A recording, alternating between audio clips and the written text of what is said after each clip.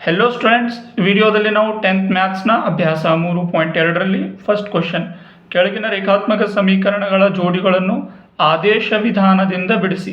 ಅಂದರೆ ಕೊಟ್ಟಿರುವ ಕ್ವಶನ್ಸ್ನನ್ನು ನಾವು ಯಾವ ವಿಧಾನದಿಂದ, ಆದೇಶ ವಿಧಾನದಿಂದ ಬಿಡಿಸ್ತಾ ಹೋಗಬೇಕು. ಇಲ್ಲಿ ಎರಡು ಸಮೀಕರಣಗಳನ್ನು ನಾವು ನೋಡ್ಬೋದು. ಒಂದು x+y ಸಮನಾಗಿದೆ 14, ಇನ್ನೊಂದು x - y ಸಮನಾಗಿದೆ 4. ಇದು ಒಂದನೇದು, ಇದು ಎರಡನೇ ಸಮೀಕರಣ. ಈಗ ಮೊದಲನೇದು ಫಸ್ಟ್ ಸಮೀಕರಣದಿಂದ ನಾವು ತಗೋತೀವಿ. ಮೊದಲನೇ ಸಮೀಕರಣ ಏನು? x+y ಸಮನಾಗಿದೆ 14. ಈಗ ಇದನ್ನು ನಾನು x ನ ಬೆಲೆನೂ ಗೊತ್ತಿಲ್ಲ, y ಬೆಲೆನೂ ಗೊತ್ತಿಲ್ಲ. ನಾನು x ಬೆಲೆಯನ್ನು ಕಂಡುಹಿಡಿಬೇಕು. ಅದಕ್ಕಾಗಿ x ನ ಬೆಲೆ ಏನಾಗಿರುತ್ತೆ? 14 ಪ್ಲಸ್ y ಇದ್ದಿದ್ದು ಈ ಸೈಡ್ ಬಂದರೆ ಏನಾಗಿರುತ್ತೆ? -y. ಅಂದರೆ ಇದು ನಮ್ಮ ಮೊದಲನೇ ಸಮೀಕರಣದಿಂದ ನಾವು ಮಾಡ್ಕೊಂಡಿದ್ವಿ. x ನ ಬೆಲೆ ಗೊತ್ತಾಗೋ ತನಕ ನಮಗೆ ಆನ್ಸರ್ ಏನಾಗಿರುತ್ತೆ? 14 - y. ಈಗ ಇದೇನು ಮಾಡಬೇಕು? x ನ ಬೆಲೆಯನ್ನು ಸಮೀಕರಣ 2ರಲ್ಲಿ ಆದೇಶಿಸಿದಾಗ, ಈಗ ನಮ್ಗೆ ಗೊತ್ತಿರುವ ಆನ್ಸರನ್ನು ಎರಡನೇ ಸಮೀಕರಣ, ಇದು ಮೊದಲನೇ ಸಮೀಕರಣ, ಇದು ಎರಡನೇ ಸಮೀಕರಣ. ಈ ಎರಡನೇ ಸಮೀಕರಣ ಏನು? x - y ಸಮನಾಗಿದೆ 4. ಇಲ್ಲಿ x ಅಂದರೆ ಮೊದಲನೇ ಸಮೀಕರಣದಲ್ಲಿ ನಾವು ನೋಡಿವಿ 14 - y, 14 - y, x ನ ಜಾಗದಲ್ಲಿ 14 - y. ಈಗ ಇನ್ನೊಂದು -y ಇಲ್ಲೊಂದಿದೆ ಈ ಎರಡನೇ ಸಮೀಕರಣದಲ್ಲಿ, ಅದೊಂದು y ಇಟ್ಕೊತೀವಿ. ಸಮನಾಗಿದೆ 4. ಇಲ್ಲಿ 14 ಇದ್ದಿದ್ದು 14 ಮೈನಸ್ ಇಟ್ಟು ಪ್ಲಸ್ ಮಾಡ್ತೀವಿ. ಅಂದರೆ y + y 2y ಆಗಿರುತ್ತೆ. ಇದು 4 ಇದ್ದಿದ್ದು 4 ಪ್ಲಸ್ 4 ಇದ್ದಿದ್ದು ಈ ಸೈಡ್ ತೊಗೊಂಡು ಬರಬೇಕು. -4 ಆಗುತ್ತೆ, -14 ಆಗುತ್ತೆ. ಇವಾಗ -2y ಸಮನಾಗಿದೆ 4ರಲ್ಲಿ 14 ಹೋಗೋದಿಲ್ಲ, ಆದರೆ -14ರಲ್ಲಿ 4 ಹೋಗುತ್ತೆ. -14ರಲ್ಲಿ 4 ಮೈನಸ್ ಮಾಡಿದ್ರೆ -10. ಇಲ್ಲಿ ಮೈನಸ್ ಕ್ಯಾನ್ಸಲ್, 2 1 2 5 10. ಅಂದರೆ y ಉಳಿತು 5. y ನ ಬೆಲೆ ಬಂತು. ಆದರೆ x ನ ಬೆಲೆ ಏನಾಗಿರುತ್ತೆ? ಆಲ್ರೆಡಿ ನಾವು ನೋಡಿವಿ. x ಸಮನಾಗಿದೆ 14 - y. ಈಗ y ನ ಬೆಲೆ ನಮ್ಗೆ ಗೊತ್ತು. ಅಂದರೆ y ನ ಬೆಲೆ ನೋಡಿದ್ರೆ x ನ ಬೆಲೆ ಬರುತ್ತೆ. ಅಂದರೆ 14 - y ನ ಬೆಲೆ 5. 14ರಲ್ಲಿ 5 ಹೋದರೆ ಉಳಿತು 9. ಹಾಗಾದರೆ x ನ ಬೆಲೆ ಎಷ್ಟಾಯಿತು? 9. ಈ ರೀತಿ ಇದು ಆದೇಶ ವಿಧಾನದಿಂದ ನಾವು ಮೊದಲನೇ ಕ್ವಶನನ್ನು ಬಿಡಿಸಿದ್ವಿ. ಅದೇ ರೀತಿ ಇವಾಗ ಸೆಕೆಂಡ್ ಕ್ವಶನ್, s - t ಸಮನಾಗಿದೆ 3, ಇನ್ನೊಂದು s/3 ಪ್ಲಸ್ t/2 ಸಮನಾಗಿದೆ 6. ಇದನ್ನು ಎರಡು ವಿಧಾನದಿಂದ ಮಾಡ್ಬೋದು. ಡೈರೆಕ್ಟಾಗಿ ನಾವು ಯಾವುದಾದ್ರೂ ಮೊದಲನೇ ಸಮೀಕರಣದಿಂದ ಬಿಡಿಸ್ಕೊಂಡು ಡೈರೆಕ್ಟಾಗಿ ಭಿನ್ನರಾಶಿಯಲ್ಲೇ ಮಾಡ್ಬೋದು, ಅಥವಾ ಮೊದಲು ಇದನ್ನು ಬಿಡಿಸ್ಕೊಂಡು ಆಮೇಲೆ ಸರಳ ಭಿನ್ನರಾಶಿಯಲ್ಲಿ ನಾವು ಅದನ್ನು ಬೆಲೆಯನ್ನು ಇಡ್ಬೋದು. ಈಗ ಮೊದಲನೇದಾಗಿ ನಾನು s ನ ಬೆಲೆ ಕಂಡುಹಿಡಿಬೇಕು. ಅದಕ್ಕಾಗಿ -t ಅನ್ನು ಆ ಸೈಡ್ ತೊಗೊಂಡು ಹೋಗ್ತೀನಿ, ಅದು +t ಆಗುತ್ತೆ. ಹೌದಾ? ಇದು ಮೊದಲನೇ ಸಮೀಕರಣ, ಇದು ಎರಡನೇ ಸಮೀಕರಣ. ಈಗ ಈ ಬೆಲೆಯನ್ನು ಎರಡನೇ ಸಮೀಕರಣದಲ್ಲಿ ಆದೇಶ ಮಾಡ್ತೀನಿ. ಇದೇ ರೀತಿ ಬರಿಬೇಕು ನೀವು. x ನ ಬೆಲೆಯನ್ನು ಸಮೀಕರಣ 2ರಲ್ಲಿ ಆದೇಶಿಸಿದಾಗ ಅಂತ ಬರೆದ್ರೆ s/3, ಅಂದರೆ s ನ ಬೆಲೆ 3 + t. ಅದಕ್ಕಾಗಿ s ನ ಜಾಗದಲ್ಲಿ 3 + t ಇಡ್ತೀವಿ. /3 ಇದೆ, 3 ಇಡ್ತೀವಿ. ಪ್ಲಸ್ t ನ ಬೆಲೆ ಗೊತ್ತಿಲ್ಲ, t ನ ಅಷ್ಟೇ ಇಡ್ತೀವಿ. 2 ಸಮನಾಗಿದೆ 6. ಇವಾಗ ಕ್ರಾಸ್ ಮಲ್ಟಿಪ್ಲಿಕೇಶನ್ ಅಥವಾ ಓರೆ ಗುಣಾಕಾರ ಅಂತ ಮಾಡ್ತೀವಿ. ಅಂದರೆ ಛೇದದಿಂದ ಅಂಶ, ಛೇದ ಗುಣಿಲೆ ಛೇದ. ಅಂದರೆ 2 × 3 ಮತ್ತು 2 × t ಎರಡೂ ಮಾಡಬೇಕು ನಾವು. ಅಂದರೆ ಏನಾಗುತ್ತೆ? 2 3 6 plus 2 × t 2t plus 3 × t 3t ಸಮನಾಗಿದೆ 6. ಆಮೇಲೆ 3 2 6 ಛೇದದಲ್ಲಿ ಬರುತ್ತೆ. ಇಷ್ಟು ಆನ್ಸರ್. ಇವಾಗ ಮತ್ತೆ ನೆಕ್ಸ್ಟ್ ಸ್ಟೆಪ್ ಏನು ಮಾಡಬೇಕು? ಭಾಗಾಕಾರ ಇದ್ದಿದ್ದು ಗುಣಾಕಾರ, ಅಂದರೆ 6 6 36 ಆಗುತ್ತೆ. 6 plus 2t plus 3t ಕೂಡಿಸಿದ್ರೆ 5t, 6 6 36. ಇವಾಗ ಇಲ್ಲಿ ನಂಬರ್ ಇದೆ ಅಂದರೆ ಈ ನಂಬರನ್ನು ಈ ಸೈಡ್ ತೊಗೊಂಡು ಹೋಗಬೇಕು. 5t ಸಮನಾಗಿದೆ 36 ಪ್ಲಸ್ 6 ಇದ್ದಿದ್ದು -6. 5t ಸಮನಾಗಿದೆ 36ರಲ್ಲಿ 6 ಕಳೆದ್ರೆ 30 ಉಳಿತು. t 5 ಗುಣಾಕಾರ ಇದ್ದಿದ್ದು ಭಾಗಾಕಾರ 5. 5 1 5 6 30. ಅಂದರೆ t ನ ಬೆಲೆ ಬಂತು 6. ಇವಾಗ ನಮ್ಮ ಆನ್ಸರ್ ಬೇಕು s. ಅಂದರೆ s ನ ಬೆಲೆ ನಾವು ಏನು ಇಟ್ಕೊಂಡಿದ್ವಿ? s ಸಮನಾಗಿದೆ 3 + t. ಈಗ 3 + ಟಿನ ಬೆಲೆ 6 ಅಂದರೆ ಟಿ ಜಾಗದಲ್ಲಿ 6 ಇಡ್ತೀವಿ. 3 + 6 ಕೊಡಿಸ್ತೀರಿ, ಇಲ್ಲಿನೂ ಏನಾಯಿತು 9. ಎಸ್ನ ಬೆಲೆ ಆಯಿತು 9. ಇದು second question. Next third question. ಇದು ಮೊದಲನೇ ಸಮೀಕರಣ, ಇದು ಎರಡನೇ ಸಮೀಕರಣ. 3x - y ಸಮನಾಗಿದೆ 3. ಇದರಲ್ಲಿ ನಾನು x ನ ಬೆಲೆ ಕಂಡುಹಿಡಿಬೇಕು. ಅದಕ್ಕಾಗಿ 3 ಇಲ್ಲಿ ಏನೇನು ಬಿಟ್ಟಿವಿ ಈ ಸೈಡ್ ತೊಗೊಂಡು ಬರ್ತೀವಿ. x 1 ಇಟ್ಕೊಂಡಿವಿ ಅಂದರೆ -y ಉಳಿತು. ಈ ಸೈಡ್ ಬಂದು +y ಆಗುತ್ತೆ. ಗುಣಾಕಾರ 3 ಇದ್ದಿದ್ದು ಭಾಗಾಕಾರ 3. ಬೇಕಾದರೆ ನಾವು y ಇಟ್ಕೊಂಡು ಈ ರೀತಿ ಮಾಡಬಹುದು. ಆಮೇಲೆ ಈ ಬೆಲೆಯನ್ನು ಎರಡನೇ ಸಮೀಕರಣದಲ್ಲಿ ಆದೇಶ ಮಾಡಬೇಕು. ಅಂದರೆ x ಸಮನಾಗಿದೆ 3 + y / 3 ಸಮೀಕರಣ 2ರಲ್ಲಿ ಆದೇಶಿಸಿದಾಗ ನಮ್ಮ ಸಮೀಕರಣ ಏನಿದೆ, ಎರಡನೇ ಸಮೀಕರಣ 9x + -3y ಸಮನಾಗಿದೆ 9. ಇದು ಎರಡನೇ ಸಮೀಕರಣ. ಇವಾಗ x ಇದ್ದಲ್ಲಿ ನಾವು 3 + y / 3 ಇಡಬೇಕು ಈ ಜಾಗದಲ್ಲಿ. ಅಂದರೆ 9 ಗುಣಿಲೆ 3 + y / 3. ಆಮೇಲೆ ಇದು x ನ ಬೆಲೆ ಆಯಿತು. ಇಲ್ಲಿ -3y ಉಳಿತು, ಆಮೇಲೆ 9 ಉಳಿತು. ಆಸ್ ಇಟ್ ಈಸ್ ಅಷ್ಟೇ ಇಡ್ತೀವಿ. ಇಲ್ಲಿ 3 ಒಂದೇ 3 3 9 ಹೋಗುತ್ತೆ. ಈಗ ಇದು ಇದ್ದಿದ್ದು ಗುಣಾಕಾರ ಮಾಡಬೇಕು. 3 3 9 ಪ್ಲಸ್ 3 ಗುಣಿಲೆ y 3y. ಇಲ್ಲಿ -3y ಸಮನಾಗಿದೆ 9.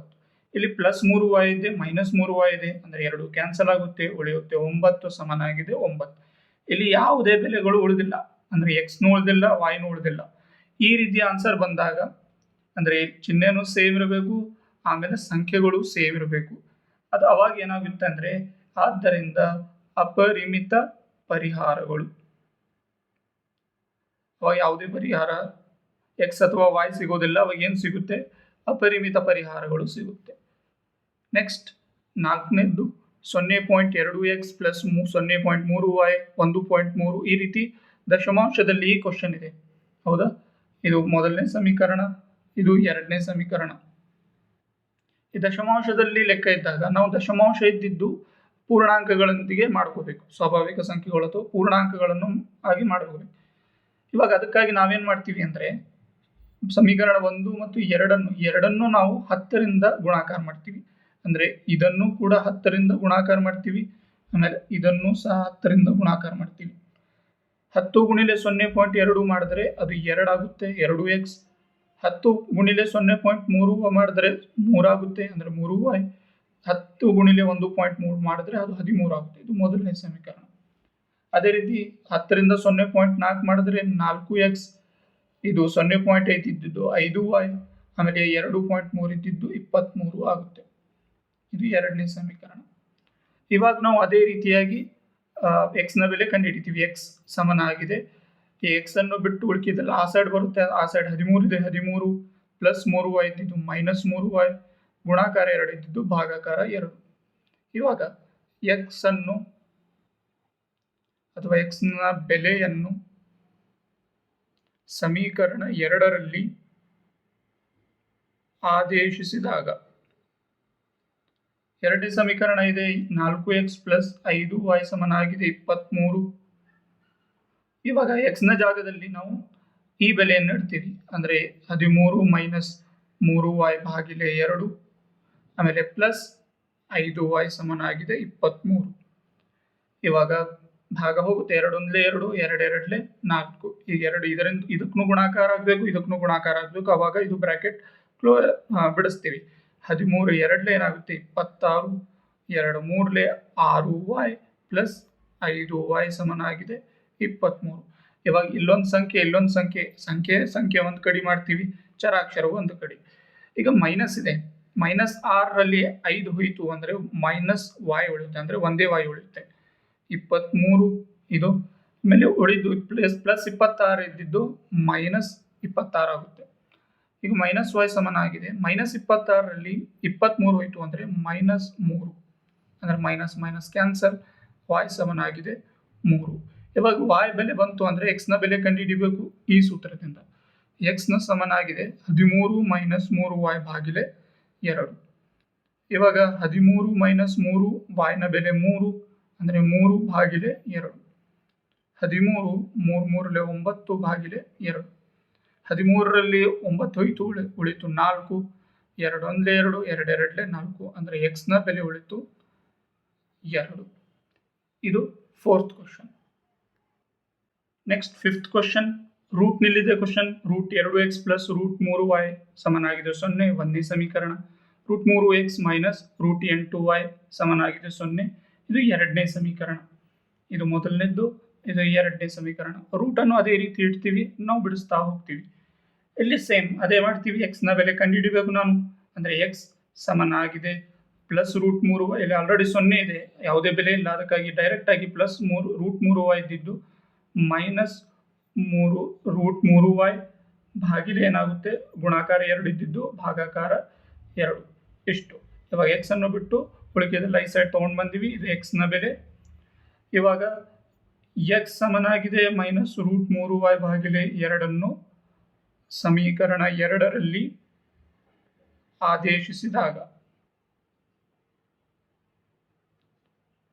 ಸಮೀಕರಣ 2 ಏನಿದೆ √3x ಮೈನಸ್ √8y ಸಮನಾಗಿದೆ 0. ಇಲ್ಲಿ √3x ಅಂದರೆ ನಾವು ಏನಿಟ್ಕೊಂಡಿವಿ ಮೈನಸ್ √3y ಭಾಗಿಲೆ 2 √2 ಮೈನಸ್ √8y ಸಮನಾಗಿದೆ 0. ಇಲ್ಲಿ ಭಾಗ ಅಂತೂ ಹೋಗೋದಿಲ್ಲ, ಅಂದರೆ ಇಲ್ಲಿ √2 ಇದೆ, ಇಲ್ಲಿ √3 ಇದೆ.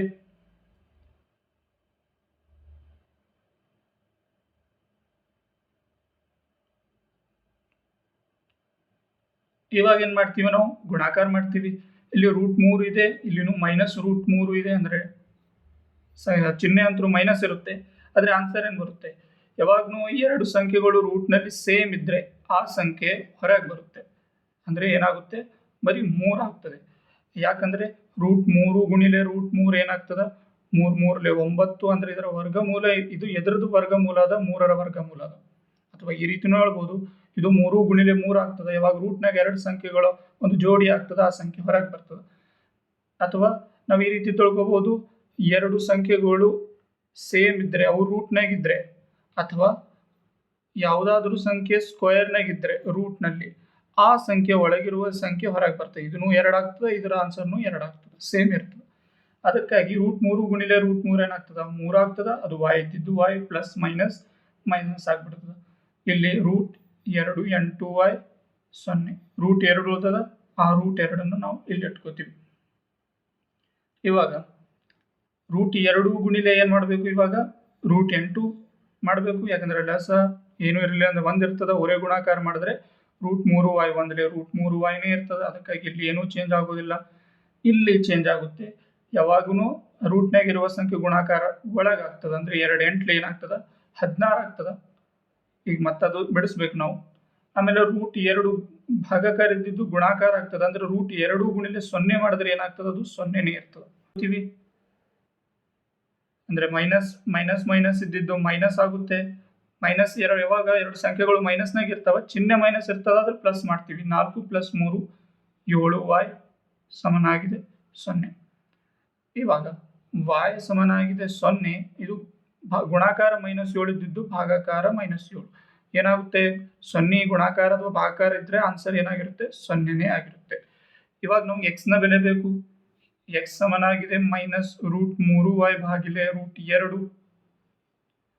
ಇವಾಗ ಸಮನಾಗಿದೆ -√3y ನ ಬೆಲೆ 0, ಅದಕ್ಕಾಗಿ ಗುಣಾಕಾರದಲ್ಲಿ 0 √2. ಇವಾಗ ಯಾವುದೇ ಸಂಖ್ಯೆಯನ್ನು 0 ಎಂದು ಗುಣಾಕಾರ ಮಾಡ್ತಾರೆ, ಅದು 0ನೇ ಆಗಿರುತ್ತೆ.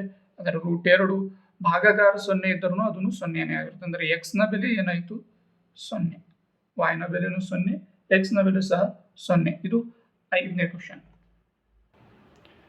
Next 6ನೇ question.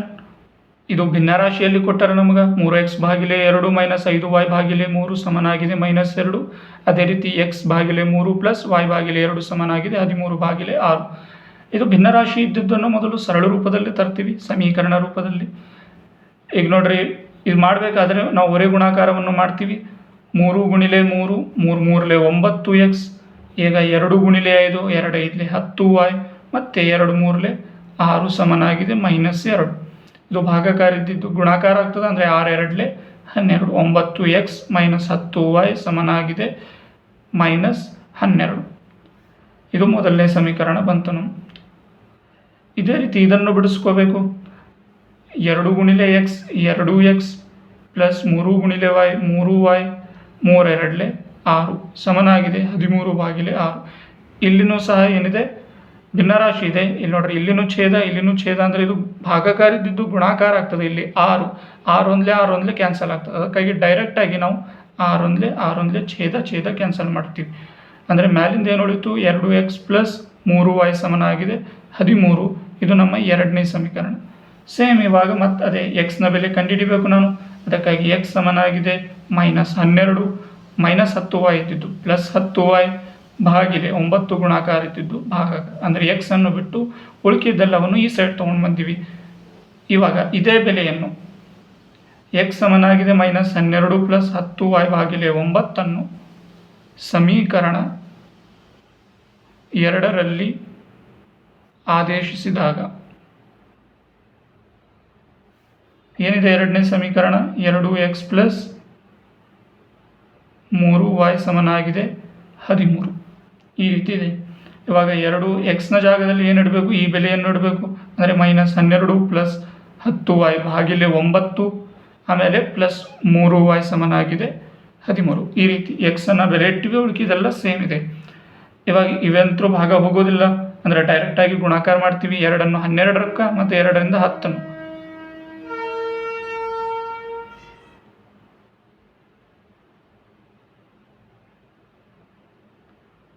ಅಂದರೆ ಏನಾಗುತ್ತೆ, plus minus 12 2 24 plus 2 10 20 y ಭಾಗಿಲೆ 9 plus 3y ಸಮನಾಗಿದೆ 13. ಇದು ಆ್ಯಸ್ ಇಟ್ ಈಸ್ ಇರುತ್ತೆ. ಬರೀ ನಾವು ಬ್ರ್ಯಾಕೆಟನ್ನು ಇಲ್ಲಿ ಬಿಡಿಸ್ತೀವಿ ಈ ಸ್ಟೆಪ್ನಲ್ಲಿ.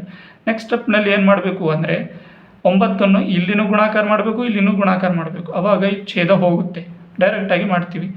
ಅಂದರೆ ಲಸ ಬದಲಾಗಿ ಡೈರೆಕ್ಟಾಗಿ ನಾವು ಈ ರೀತಿ ಮಾಡ್ತೀವಿ. -24 ಪ್ಲಸ್ 20y 9 3 27y 13 9 117 ಈ ರೀತಿ. ಇವಾಗ ಇಲ್ಲಿ -24 ಇಲ್ಲಿ 117 ಎರಡು ಸಂಖ್ಯೆಗಳನ್ನು ಒಂದು ಕಡೆ ಮಾಡ್ತೀವಿ. ಆಮೇಲೆ y ಅನ್ನು ಪ್ಲಸ್ ಮಾಡ್ತೀವಿ. ಈಗ 20y ಪ್ಲಸ್ 27y ಮಾಡಿದ್ರೆ ಬರುತ್ತೆ ನಮಗೆ 47y. ಈಗ ಈ ಸೈಡ್ 117 ಇದೆ, 117 ಆಮೇಲೆ -24 ಇದ್ದಿದ್ದು ಪ್ಲಸ್ 24 ಮಾಡ್ತೀವಿ. ಇವಾಗ 47y 117 ಪ್ಲಸ್ 24 ಮಾಡಿದ್ರೆ 141. ಇವಾಗ y ಸಮನಾಗಿದೆ 141, ಗುಣಾಕಾರ 47 ಇದ್ದಿದ್ದು ಭಾಗಾಕಾರ 47. ಈಗ 47ರ ಮಗ್ಗಿಯಲ್ಲಿ ಇದು 3ರಿಂದ ಹೋಗ್ತಾನೆ. 47 3 ಅಂದರೆ y ಸಮನಾಗಿದೆ ಬಂತು 3. ಇವಾಗ ಎಕ್ಸ್ನ ಬೆಲೆ ಏನಾಗುತ್ತೆ, ಎಕ್ಸ್ನ ಬೆಲೆಯನ್ನು ಈ ಸೂತ್ರ ಇಟ್ಕೋಬೇಕು. -12 ಪ್ಲಸ್ 10y ಭಾಗಿಲೆ 9. ಇವಾಗ -12 ಪ್ಲಸ್ 10 ಗುಣಿಲೆ y ಅಂದರೆ 3 ಭಾಗಿಲೆ 9. ಈಗ ನಾವು ಬಿಡಿಸ್ತಾ ಹೋಗ್ತೀವಿ. -12 ಪ್ಲಸ್ 10 3 30 ಆಮೇಲೆ ಭಾಗಿಲೆ 9.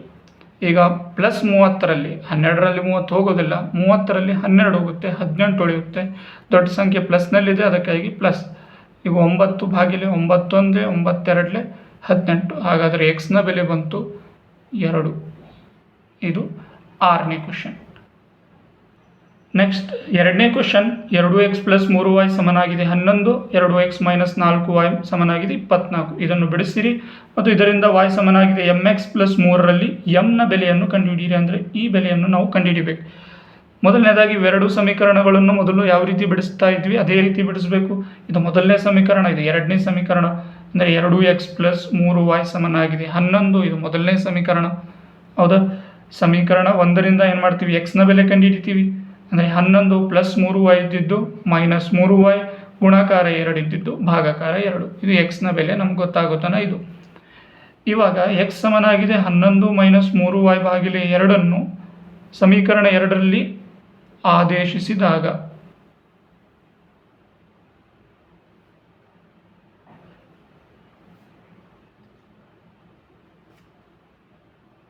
ಎರಡನೇ ಸಮೀಕರಣ ಇದೆ 2x ಮೈನಸ್ 4y ಸಮನಾಗಿದೆ -24. ಅದನ್ನೇ ಬರ್ಕೋತೀವಿ. 2x ಮೈನಸ್ 4y ಸಮನಾಗಿದೆ -24. ಇದು ಎರಡನೇ ಸಮೀಕರಣ. ಇವಾಗ ಎಕ್ಸ್ನ ಜಾಗದಲ್ಲಿ ಈ ಬೆಲೆಯನ್ನು ಇಡಬೇಕು. ಅಂದರೆ 2 ಗುಣಿಲೆ 11 ಮೈನಸ್ 3y ಭಾಗಿಲೆ 2 ಎಕ್ಸ್ನ ಜಾಗದಲ್ಲಿ ಇಟ್ಟಿವಿ. ಅಂದರೆ ಮುಂದಿಂದು ಆ್ಯಸ್ ಇಟ್ ಈಸ್ ಬರೀಬೇಕು. -4y ಸಮನಾಗಿದೆ -24. 2 1 2 ಕ್ಯಾನ್ಸಲ್ ಆದವು. ಅಂದರೆ ಹೊರಗೆ ಬಂತು ಬ್ರ್ಯಾಕೆಟ್ನಾಗ ಇದ್ದಿದ್ದು -3y 11 -3y, ಆಮೇಲೆ -4y ಸಮನಾಗಿದೆ -24 ಆಸ್ ಇಟ್ ಈಸ್ ಬರುತ್ತೆ. ನೆಕ್ಸ್ಟ್ ಈಗ ಇಲ್ಲೊಂದು ಸಂಖ್ಯೆ ಇಲ್ಲೊಂದು ಸಂಖ್ಯೆ, ಎರಡು ಸಂಖ್ಯೆಗಳನ್ನು ಒಂದು ಸೈಡ್ ಮಾಡಬೇಕು, ಆಮೇಲೆ y ಒಂದು ಸೈಡ್, ಮೈನಸ್ ಇದೆ ಅಂದರೆ ಮೈನಸ್ ಇಟ್ಟು ಪ್ಲಸ್ ಮಾಡಬೇಕು. 4 + 3 7y ಸಮನಾಗಿದೆ -24 + 11 ಇದ್ದಿದ್ದು -11.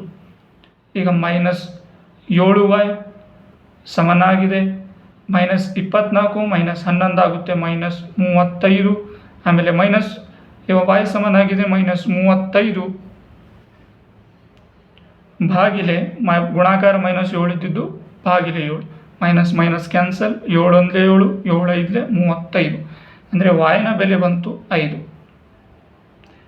ಇವಾಗ ನಾವು x ನ ಬೆಲೆ ಕಂಡುಹಿಡಿಬೇಕು. ಇದೇ ರೀತಿಯಾಗಿ x ಸಮನಾಗಿದೆ 11 - 3y ಭಾಗಿಲೆ 2, ಆಮೇಲೆ yನ ಬೆಲೆ ನಮ್ಗೆ ಗೊತ್ತು 5, ಅದಕ್ಕಾಗಿ yನ ಜಾಗದಲ್ಲಿ 5 ಇಡ್ತೀವಿ, ಆ್ಯಸ್ ಇಟ್ ಈಸ್. ಉಳುಕಿದ್ದೆಲ್ಲ ಅದೇ ರೀತಿ 11 - 3 5 15 ಭಾಗಿಲೆ 2. ಇವಾಗ 11ರಲ್ಲಿ 15 ಹೋಗೋದಿಲ್ಲ, ಅಂದರೆ 15ರಲ್ಲಿ 11 ಹೋಗುತ್ತೆ. 15ರಲ್ಲಿ 11 ಹೋಯಿತು ಅಂದರೆ ಉಳಿತು -4 ಭಾಗಿಲೆ 2, 2 × 2 2 4. ಹಾಗಾದರೆ x ನ ಬೆಲೆ ಬಂತು -2.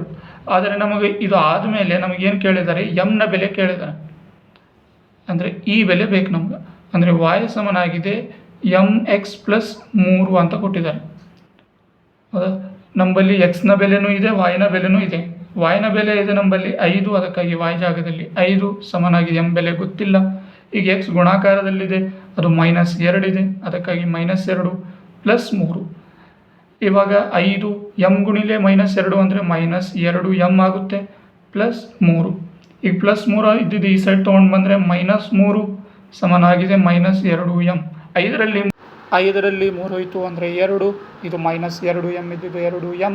ಇವಾಗ +2 ಗುಣಾಕಾರ -2 ಇದ್ದಿದ್ದು ಭಾಗಾಕಾರ, ಆಮೇಲೆ ಇದು m, 2 × 2 ಉಳಿತು -1 ಸಮನಾಗಿದೆ m. ಇದು ಕೊನೆಯ ಪ್ರಶ್ನೆ. ಮುಂದಿನ ಪ್ರಶ್ನೆಗಳನ್ನು ಮುಂದಿನ ವಿಡಿಯೋದಲ್ಲಿ ಮಾಡ್ತೀನಿ.